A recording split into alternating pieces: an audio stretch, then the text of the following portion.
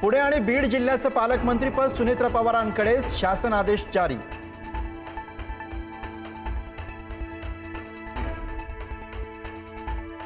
शरद पवारांना विलीनीकरण हवं असेल तर एनडीए मध्ये सहभागी व्हावं लागेल, भाजपच्या केंद्रीय नेतृत्वाची भूमिका। विलीनीकरणाबाबत पवारांच्या राष्ट्रवादीला भाजपमधील नेत्यांशी चर्चा करावी लागणार।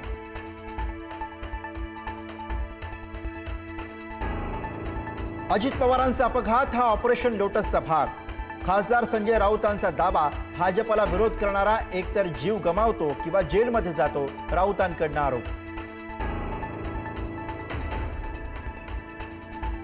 जेव्हा राजकीय अपघात होतो तेव्हा नातेवाईक विरोधकांना संशय येतोच। अजितदादांच्या विमान अपघातावर चंद्रकांत पाटलांचं वक्तव्य, अपघाताची सखोल चौकशी होणार असल्याचंही सांगितलं।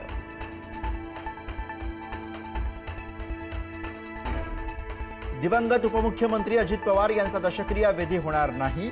अस्थि विसर्जनाच्या दिवशीच पार पडले सर्व विधी, बंधू श्रीनिवास पवार यांची माहिती।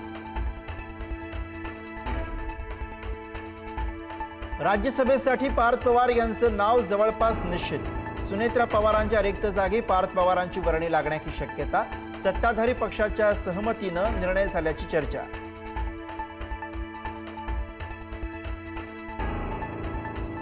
राष्ट्रवादीच्या अध्यक्षपदाच्या शर्यतीमध्ये नसल्याचे प्रफुल्ल पटेलांकडून स्पष्ट।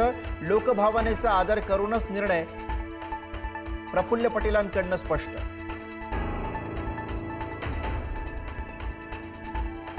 मंत्री पंकजा मुंडेंच्या हेलिकॉप्टरमध्ये तांत्रिक बिघाड।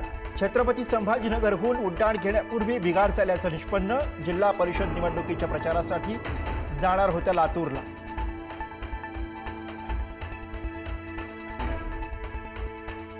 मीरा भाईंदर महापालिकेमध्ये महापौर पदावरनं मराठी अमराठी वाद।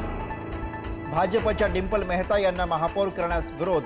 मराठी महापौर करण्यासाठी एकीकरण समिती आणि मनसेचा एल्गार।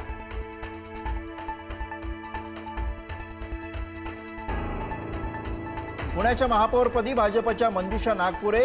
भाजपकडनं नागपुरेंच्या नावाची अधिकृत घोषणा, तर उपमहापौरपदी भाजपकडनं परशुराम वाडेकर यांच्या नावाची घोषणा।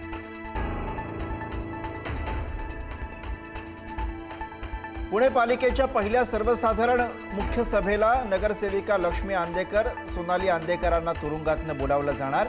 9 तारखेला पुणे पालिकेची सर्वसाधारण सभा। नगरसचिव पाठवणार कारागृहाला पत्र। शिकूया AI ची क्रांती, चला करूया MSCIT।